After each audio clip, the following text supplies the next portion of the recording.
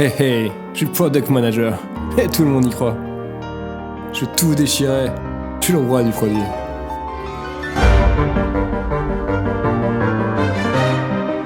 Jusqu'ici, tout roulait comme sur des roulettes. Tu faisais ton taf de PM, t'avais la conviction d'apporter de la valeur, d'avoir de l'impact. Et puis un jour, toute cette confiance, envolée, apparaît le syndrome de l'imposteur.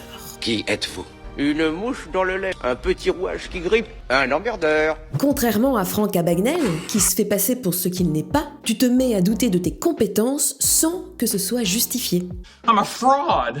Tu remets en question ta légitimité tous les 4 matins. Tu penses que tes réussites ne sont dues qu'à la chance ou au hasard, et surtout, tu as peur d'être démasqué et que tout le monde réalise qu'en fait, tu ne mérites pas ta place. Bon, je pense que je l'ai attrapé. Je te rassure, c'est un phénomène très répandu. Et les product managers sont particulièrement concernés. Je t'explique pourquoi en 4 points. La raison principale, c'est que le rôle de product manager et son univers sont assez nébuleux. Le périmètre, les responsabilités, les attentes et même les compétences peuvent varier d'une entreprise à une autre. Le risque d'apparition du syndrome est d'ailleurs plus fort au démarrage d'une mission. Hello.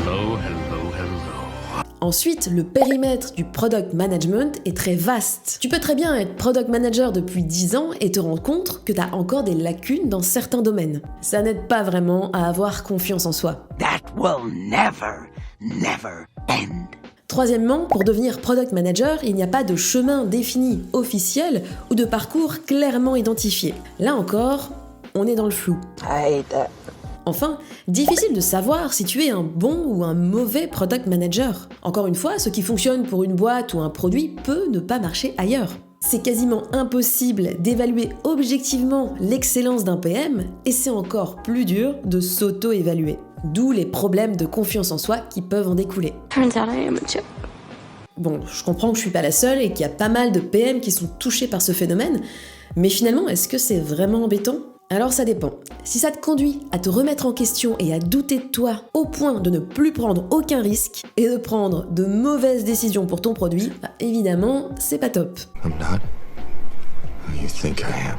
Par contre, être victime du syndrome de l'imposteur, c'est pas forcément une mauvaise chose. D'après les experts, ça peut être le signe que tu es en train de t'améliorer. Entre nous, ça permet aussi de mettre son ego de côté, ce qui est indispensable pour avoir le bon mindset vis-à-vis de ton produit et de tes utilisateurs. C'est-à-dire partir du principe que tu ne peux pas savoir à leur place ce qu'ils veulent. Never assume. Du coup, je te donne 5 tips pour apprendre à gérer ce phénomène plutôt qu'à le combattre. Premièrement, fais le point sur tes compétences. Rappelle-toi pourquoi tu es là où tu en es, note tes succès et tes points forts. Deuxièmement, bien que le rôle de PM implique de toucher à tout, tu n'es pas expert de tout. Alors n'hésite jamais à demander de l'aide, encore plus si tu viens de démarrer un nouveau poste. Parce que faire semblant de tout savoir, c'est le meilleur moyen de se sentir comme un imposteur. I'm a fraud.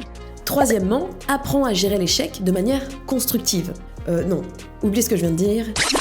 Il n'y a pas d'échec, il n'y a que des opportunités. Surtout en product management. Quatrièmement, rejoins une communauté produit ou trouve-toi un mentor qui pourra t'apporter du soutien. Ce sera aussi l'occasion de partager tes doutes et de réaliser que tu es moins seul que tu ne le penses dans cette situation. En gros, ça te permettra de relativiser. Enfin, forme-toi continuellement et fixe-toi des petits objectifs réalisables. Atteindre ces objectifs renforcera ta confiance en toi. Au fait, si tu veux être certain de ne jamais ressentir ce syndrome de l'imposteur, j'ai une solution, mais je te la conseille pas. Reste dans ta zone de confort et regarde des séries toute la journée.